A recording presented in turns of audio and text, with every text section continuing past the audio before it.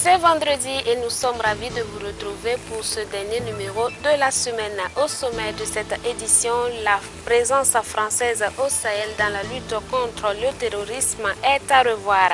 Le président français Emmanuel Macron se dit donc prêt à revoir les modalités d'intervention de la France au Sahel. Mesdames, Mesdemoiselles, Messieurs, bonsoir. Merci de nous recevoir chez vous. Nous ouvrons cette édition par une note musicale. Clara Benedive, une artiste musicienne chrétienne burkinabé, a tenu une cérémonie de dédicace officielle de son deuxième album baptisé Christ, mon assurance dimanche dernier à l'église de la mission apostolique Temple Nouvelle Vie. Le reportage est de Moïse Kinda. C'est un album de 8 titres qui a été présenté au public le week-end dernier à l'église de la mission apostolique Temple Nouvelle Vie de Pissy. Après un point de presse avec les hommes et femmes du média, place maintenant à un concert live devant un public qui n'hésite pas à donner des pas de danse, en commençant par les pasteurs et leurs épouses et aussi les musiciens venus accompagner l'artiste.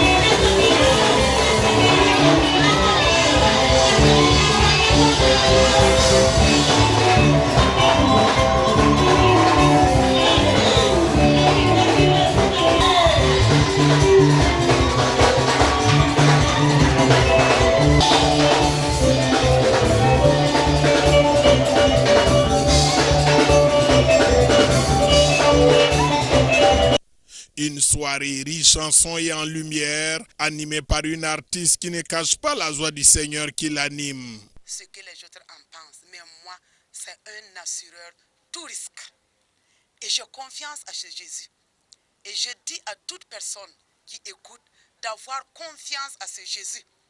Il a la solution. Je n'ai pas dit qu'en Jésus, il n'y a pas de difficulté, mais il a la solution à nos problèmes.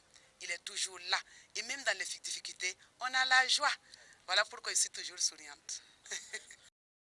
Elle avait à ses côtés des parrains qui n'hésitent pas à témoigner leur satisfaction et leur encouragement à l'artiste. Amen. Nous tenons à remercier notre Créateur, notre Père, qui a donné la vie à notre maman, la chante Clara Benedive. C'est lui qui l'a merveilleusement créée et nous voulons rendre gloire à Dieu pour sa vie. Nous voulons aussi rendre gloire à Dieu pour le don qu'il a placé en elle, ce don de pouvoir chanter. Et nous bénissons Dieu pour ce don qu'il a placé dans notre maman. Et Dieu a placé des dons dans chacune de nos vies. Et nous devons utiliser ce don pour la gloire de son nom, comme le fait notre maman. Alors, n'hésitons pas. Si Dieu a mis un don en nous, utilisons-le pour être des bénédictions pour les autres. La Bible dit que lorsque David jouait de la harpe, le mauvais esprit qui était en Saül faisait quoi? S'en allait. Amen. Alors nous prions que ce soit pareil pour notre maman. Qu'à chaque fois qu'elle tient le micro, les mauvais esprits partent au nom de Jésus. Nampire Wenam, bénis-moi, Mamsour Kiema, à Jésus ton enfant, j'ai la victoire, à Jésus Sekamam, Zusoba Lukmam, Bon Wende. Ce sont là les titres du deuxième album de Clara Benedive. Lorsque il s'agit de soutenir l'œuvre de Dieu, je pense qu'il ne faut ménager aucun effort parce que Dieu nous a donné la capacité de le faire et il ne faut pas bouder, il ne faut pas refuser de le faire. Et je pense que c'était également un honneur et c'était une des premières que d'aussi jeunes personnes comme nous, le coparrain et moi, ainsi que la patronne, sont choisis justement pour accompagner une telle cérémonie. Et je pense que c'est aussi une invite à toute la jeunesse, afin que cette jeunesse puisse accompagner les serviteurs de l'Éternel. Il faut que nous nous engageons à soutenir nos artistes, à soutenir ceux qui œuvrent pour l'agrandissement du royaume de Dieu. L'album a été enregistré au studio Accor et vous devez l'avoir absolument dans vos bacs à disques ou dans vos voitures. Et cela ne coûte que 3000 francs CFA.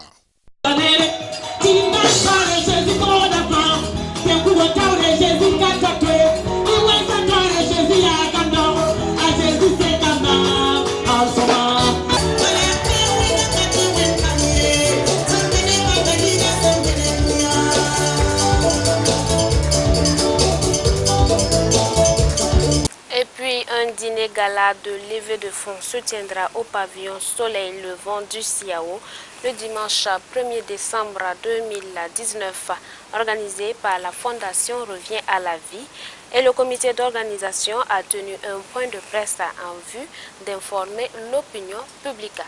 Moïse Kinda nous en dit plus. Officiellement lancé le 7 juin 2018, suite à la réussite de la phase pilote de ses activités 2015-2017, la mise à l'échelle de la vision VA, concept efficace pour l'entrepreneuriat et l'employabilité des jeunes et des femmes, est en cours de déploiement sur l'ensemble du territoire national. Et dans le but de créer 10 000 emplois et 500 entreprises durables avec des retombées socio-économiques considérables, la Fondation Ravi organise un dîner gala ce 1er décembre 2019 à 19 h au pavillon Soleil Levant du CIAO. Accompagner dans la mise en œuvre des infrastructures et mécanismes et savoir-faire nécessaires pour amener les populations eux-mêmes à produire ce dont ils ont besoin et aussi à pouvoir vendre le surplus pour développer leur localité. C'est voir la localité en toute autonomie. Panneaux solaires, c'est le soleil, l'eau, il y en a au sous-sol, et aussi les TIC, c'est par VSAT. Donc, si un village amené à être isolé par ses rues et tout, il doit pouvoir vivre 10 ans. C'est vraiment rendre la localité vivable, agréable, attractive. Et qu'au lieu qu'on assiste à des exodes, à des immigrations, que les jeunes partent et tout, qu'au contraire, ceux qui sont sortis reviennent. C'est en prélude du dîner de lancement Uniton 2019 que se tient cette conférence de presse afin d'informer aux hommes et femmes de médias. Nous lançons l'appel à tous ceux-là, vraiment qui comprennent la vision. Nous avons dit qu'il y a les donations, il y a ceux-là même qui veulent prendre part, qui veulent être actionnaires dans les entreprises que nous allons créer. Ils peuvent bien venir au dîner gala parce qu'il y aura les notaires qui seront là pour pouvoir enregistrer. Et il y a d'autres mécanismes et nous sommes ouverts à d'autres formes de contribution, que ce soit matériel, que ce soit financier, que ce soit même sur le plan des services et des savoir-faire. Donc nous lançons un appel vraiment à tous les Burkinabés, aux amis du Burkina Faso, de pouvoir ensemble créer cette synergie d'action et contribuer à ce que la vision VA se déploie très rapidement dans ces localités. La Fondation Ravi intervient dans une cinquantaine de secteurs d'activité pourvoyeurs d'emplois décents et de revenus pour les jeunes et les femmes qui représentent environ 88% de la population nationale. Il s'agit entre autres de l'agriculture, l'élevage, la pisciculture, l'aquaculture, la transformation, l'énergie renouvelable, l'environnement, l'eau, l'assainissement, la gestion et la valorisation des ressources locales, la restauration, la coiffure, la couture, le bâtiment et des travaux publics, l'informatique, la recherche et l'innovation. Fast Job and Food est une solution rapide et définitive pour les populations rurales et déplacées. Dans l'actualité hors de chez nous, au Togo, l'ancien palais des gouverneurs, l'un des monuments emblématiques de la capitale et joyau du patrimoine du pays, rouvre ses portes pour devenir le premier centre d'art et de culture du Togo.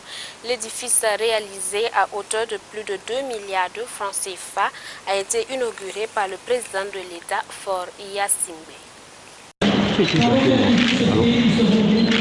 Abandonné pendant plus de 20 ans, l'ancien palais des gouverneurs, l'un des monuments emblématiques de Lomé et joyau du patrimoine togolais, rouvre ses portes pour devenir le premier centre d'art et de culture du Togo.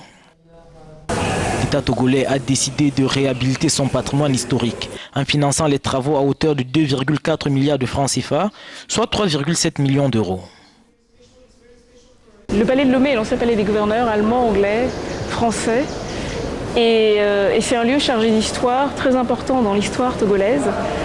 Et pour la première fois de son histoire, ce lieu, qui était un lieu fermé et réservé à quelques-uns, ce lieu va être ouvert au grand public togolais.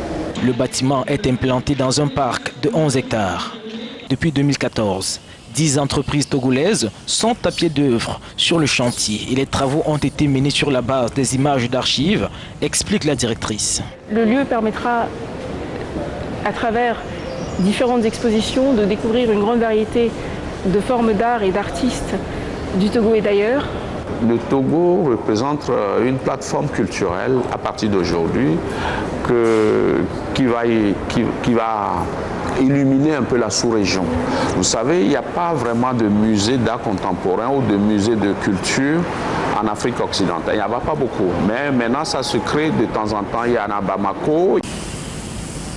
Le palais de Lomé ouvre ses portes au public ce 28 novembre 2019 avec 5 expositions, dont le Togo des rois, une exposition présentant des objets et artefacts traditionnels prêtés par des descendants de différents royaumes.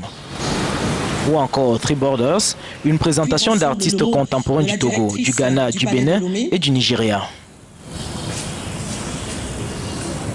Je vous l'annonçais en titre, donc le président français Emmanuel Macron a annoncé jeudi qu'il était prêt à revoir toutes les options stratégiques de la France au Sahel et à réclamer à ses alliés une plus grande implication dans la lutte contre le terrorisme dans cette région de l'Afrique. Depuis le début de l'opération Barkhane, la présence française peine à montrer des résultats contre le terrorisme. La région du Sahel est toujours le théâtre d'importantes activités terroristes. Le président français Emmanuel Macron s'est montré inquiet de la récurrence de ces attaques. Il entend donc revoir sa position dans la région. La mission qui est la nôtre là-bas est importante. Néanmoins, le contexte que nous sommes en train de vivre au Sahel me conduit aujourd'hui à regarder toutes les options stratégiques. J'ai tenu hier une première réunion et les prochaines semaines seront consacrées à un travail en profondeur que j'ai demandé au gouvernement et à nos armées pour regarder les modalités de notre intervention. Et je le dis, toutes les options sont aujourd'hui ouvertes. La France organisera dans les prochains jours une cérémonie pour honorer les 13 militaires morts au Mali lors d'une opération de combat contre les djihadistes. En attendant, Paris réclame le soutien de ses alliés de l'OTAN pour un renforcement des moyens d'action dans le Sahel. Sur le continent européen, la Pologne cède les rênes du Conseil européen à la Belgique et l'ancien Premier ministre belge Charles Michel a exprimé ses ambitions pour une Europe plus verte. Changement de garde, le centre droit polonais Donald Tusk cède les rênes du Conseil européen au libéral belge Charles Michel. Je veux que l'Europe devienne un leader mondial de l'économie verte, avec des emplois, de l'innovation et une qualité de vie élevée. Nous devons trouver une voie qui fonctionne pour tous les États membres et la population. Pour y parvenir, nous devons mobiliser tous nos outils, talents et intelligence. À 43 ans, Charles Michel a 2 décennies de moins que Donald Tusk. Jamais quelqu'un d'aussi jeune n'avait occupé ce poste. Il quitte sa politique nationale où les tentatives de coalition ont toujours du mal à aboutir depuis les élections de mai dernier. Les 3 leaders libéraux des pays voisins de la Belgique, comme les Pays-Bas et le Luxembourg, mais aussi la France avec Emmanuel Macron, l'ont poussé à prendre la tête du Conseil européen. Il est connu comme un constructeur de ponts, un diplomate. C'est un exemple qu'il a également démontré dans la politique belge. Et il sera très important qu'il convainque les 23 ou 24 autres qu'il n'est pas seulement l'un de ses 3 amis. Le premier test pour le nouveau président du Conseil sera le sommet européen de décembre. Il coïncide avec les élections britanniques programmées au 12 décembre. Michel aura besoin de tous les outils nécessaires pour que l'Union européenne reste unie après le Brexit. À Tel Aviv, en Israël, se déroule actuellement le salon du bébé. Des couches aux poussettes, du lait en poudre et autres produits, tout ce qu'il faut pour bébé se trouve dans ce salon du bébé. Des couches aux poussettes, des jouets au nécessaire de toilette, en passant par le lait en poudre et autres produits alimentaires, tout ce qu'il faut pour bébé se trouve ici. Un vrai paradis pour les futurs parents. Près de 200 marques y exposent leurs produits et proposent des attractions pour attirer les consommateurs. Jeux interactifs, attrape-tétine en mode jeu d'arcade, aires de jeu et spectacles pour enfants. Et ça marche, dès son ouverture mardi matin, ils étaient nombreux à visiter le salon Babyland. Objectif, découvrir les dernières nouveautés en matière de bébés. On vient voir ce qu'il y a de nouveau ou de spécial pour nos bébés. Des nouveautés, il y en a dans tous les domaines. Les couches. Notre couche est la seule avec ces petits coussinets. Ils ont une forte capacité d'absorption, comme la plupart des couches, mais ils sont aussi très protecteurs pour la peau du bébé. C'est cet aspect qu'on a développé avec ce nouveau produit. Les biberons, ou plutôt les machines à faire des biberons aussi rapidement qu'un expresso. C'est un baby bar, une solution optimale pour les parents et le bébé car elle permet de faire le biberon parfait en un clic. Nouveauté aussi pour la sécurité de bébé avec des détecteurs d'arrêt respiratoire. Le dispositif s'accroche sur la couche du bébé, il détecte la respiration et s'il remarque un arrêt, il stimule le bébé au bout de 15 secondes, ce qui le réveille en général. Et au bout de 20 secondes, il alerte les parents. Un dispositif créé et fabriqué en Afrique du Sud, car le marché israélien attire beaucoup d'entreprises étrangères et de petits créateurs, comme cette entrepreneur néo-zélandaise qui s'est déplacée spécialement pour participer à ce salon. Elle espère cartonner avec son idée pour les enfants apprenant la propreté. C'est un tissu qui se met par-dessus le drap et qui permet de changer le lit du bébé en quelques secondes, à peine s'il est mouillé. C'est donc très pratique au milieu de la nuit. Il est en coton, donc très agréable et avec de jolis motifs pour le côté esthétique. Mais les visiteurs du salon sont aussi très attirés par les cadeaux. On vient chaque année depuis 6 ans, spécialement depuis Ashdod. On découvre de nouvelles choses et c'est sympa de recevoir des cadeaux. Ça fait 3 ans que je viens, c'est sympa de voir tout ce qui se fait, de tester de nouveaux produits et de recevoir des cadeaux. Parce qu'après tout, les parents, ce ne sont en fait que de grands enfants. Nous restons en Israël et nous faisons un zoom sur l'engagement des volontaires français en Israël. Suivez cet élément.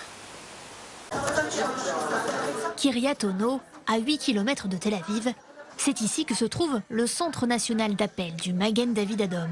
À chaque fois que quelqu'un en Israël compose le 101, le numéro d'urgence, la réponse arrive en maximum 5 secondes. Un interlocuteur décroche et offre une première prise en charge dans la langue de la personne au bout du fil, y compris le français. Bonjour, il vous faut une ambulance? Oui, dans quelle ville? À quelle rue? Odélia fait partie de cette équipe de secouristes. Venue de France, elle a fait ses premiers pas au Magen David Adom il y a 5 ans, en effectuant son service civil. On est tous des secouristes ou des paramédikim. Il n'y a personne qui vient là qui n'a pas une certaine connaissance en médecine. Donc à partir du moment où la personne elle appelle, à partir vraiment du moment où il est avec nous au téléphone, on commence déjà les soins médicaux au téléphone. C'est très important parce que toutes les personnes qui sont là sont des personnes qui voient aussi ce qui passe sur le terrain. Comme ça, on peut vraiment aider la personne dans sa maison jusqu'à que l'ambulance elle arrive. Il y a ceux qui travaillent au Magen David Adom. Il y a également les volontaires, plus de 10 000 dans tout Israël.